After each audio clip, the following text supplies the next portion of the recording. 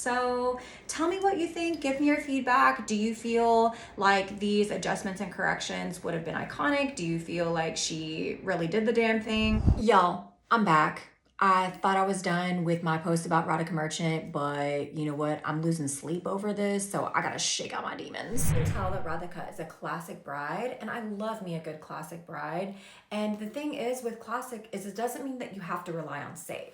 Let's get into Radhika's looks and what I would have done, starting with the Parandi look. Let's go. For this look, I really do like how her hair is snatched away from her face.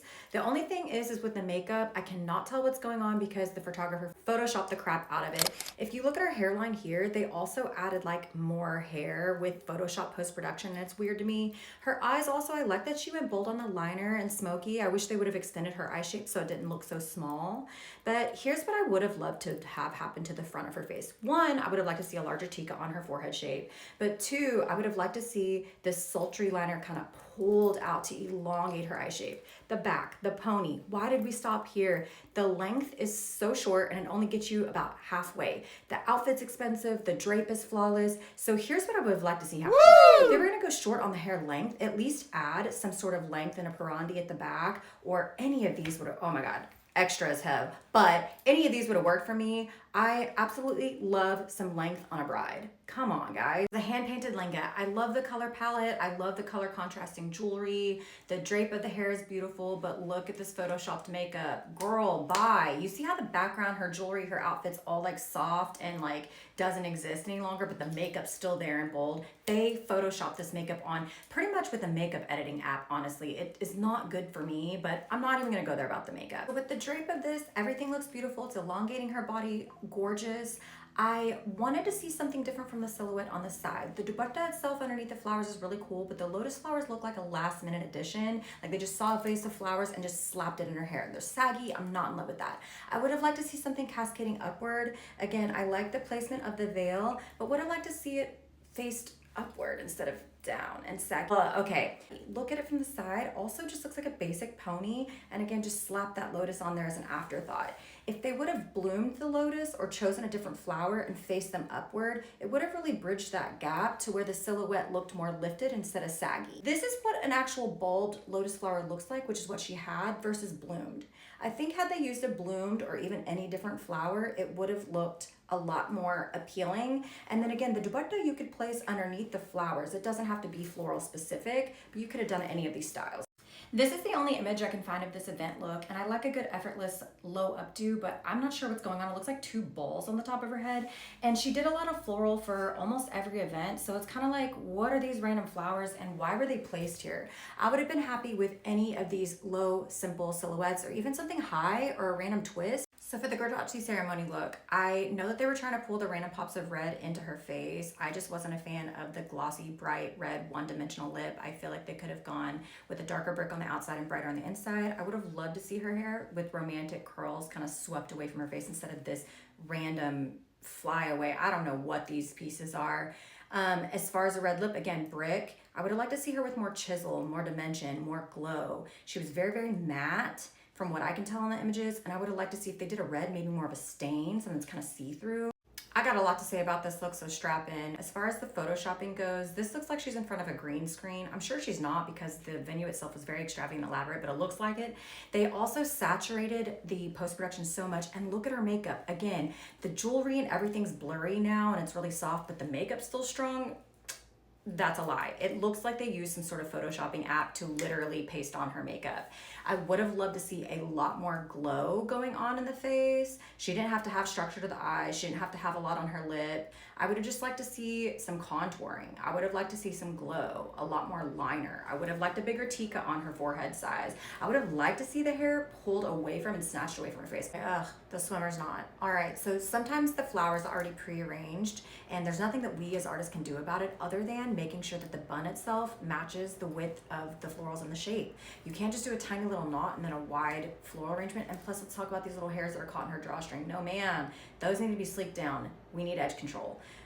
Any sort of bun like this would have really brought the width wider. It would have looked a lot more natural with that floral arrangement. Any of these bun styles would have worked. I would have just liked to see more other than an actual messy twist. You could have done a chignon, you could have done an actual top knot. I just wish the hair was snatched away from the face. It would have created so much lift for her. See how this is kind of like bringing her face down, but if it was snatched away from the face, it would have just really made her stand out more. So here's what I would have done had I gotten my hands on her. I would have gone with more glow on the skin. I would have done the bricky orange red lip, and I would have done a much wider, bigger bun to come up and meet the florals. Other than that, I think the drape style is really pretty. I love that she repurposed the jewelry. Okay, so I hope that now that I got that out, I can sleep a little bit better at night. Again, I think a majority of her pre-wedding events were absolutely stunning. I love that she's a classic bride. I love that she's not afraid to do an updo. I love that she is, okay with pulling her hair back away from her face. It didn't look like she was willing to take a ton of risks, but where they did with like the parandi in the back of her high ponytail, the lotus flower being placed over the dupatta, and the fact that she went with the lotus flower in the first place, the floral arrangement with the swimmer's knot. Again, I like that the updo was high on that one because the neck of her blouse was high, and then the neck of her choker was really high. So she needed some lift, especially with the two dupattas and one going over her head. She needed that separation. So I'm really happy that they went with that option. It just was the execution that was off for me.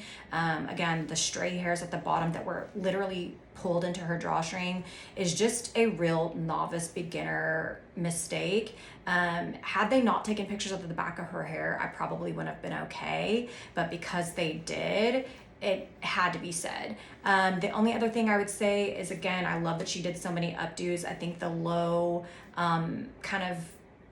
maintenance updo that should have looked effortless, but it looked low maintenance. It looked like she did it herself, sort of like random flowers trickled in it, and it looked like two balls. Like that for me was not executed well. It's just like, man, her main event looks, I really wish that it would have looked more polished and more finished like the pre-wedding events. And I wish she would have put her petal to the floorboard just a bit harder in different areas. I feel like she could have been challenged more. And it looks to me like this hair and makeup was executed by a yes man, right? Somebody who says yes to what the client wants and is like, oh, you have opulent taste, like let's just go with it. And on the ones where they missed, I feel like it really just looked like a very juvenile novice execution. And the ones where they hit, like they were going all the way. So I really appreciated that. The ones where they hit, I do believe it just happened to be the concept was on point. The ones where they missed, I think the execution itself was on point and the concept needed to be pushed further. The client needed to be challenged more. And that's where editing comes into play. Whenever you're a hair and makeup artist, you can't say yes to everything. You need to be able to edit and give creative suggestions and really find your client's edge and push it further. And I feel like this is where they failed because she's a classic bride. They thought, okay, like, let's just rely on like some pretty basic things. Let's do a flat red glossy lipstick on you because you have these tiny little red flowers in your outfit and this one red dupatta and some red bangles.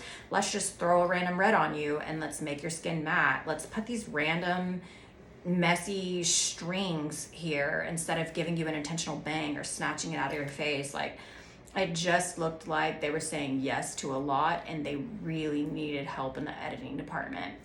Just my opinion. I feel better about getting these suggestions out there into the world because now I can release it and let it go from my body and not have to think about it anymore. So tell me what you think. Give me your feedback. Do you feel like these adjustments and corrections would have been iconic? Do you feel like she really did the damn thing? Like, am I being too harsh on her team? Give me the feedback in the 411 because I've never done commentary before. I am a girl's girl. I really do like building up and empowering women, teaching them to lead a self-empowered life. I really don't like harping on and digging on people. Again, this is not to drag Radhika, but more so it's about her hair and makeup team and what I feel like they could have done to guide their client better. And that's just part of what it is. Whenever you hire the right people, You know, they're not going to say yes to everything, and they're going to tell you their honest feedback without saying, I know better than you. They're going to just help guide you to the right spot. This is why vision boards are really important as well, because clients are so visual. So they may think this isolated thing looks good and this isolated thing looks good, but when you pull it all together, does it look cohesive? Does it tell a story? And so those are the things that are important. And sometimes you got to fly by the seat of your pants. So when the florals come in and you're like, these are droopy, I could pin them this way and do a bigger bun and put the dupatta on top of the bun so it doesn't look so droopy and saggy. Or I say, let's just X out the lotus entirely. Let's find a different flower. Let's run to the store. Let's go to the decor people and see what they have. Like, let's pull from different pieces, but this isn't working. That's just how it goes. Sometimes you just need to be brutally honest, and it's in the client's best interest, but it also represents you and your work and what you're capable of. So I don't know. That's all I got to say. So let me know what you think in the comments. Bye.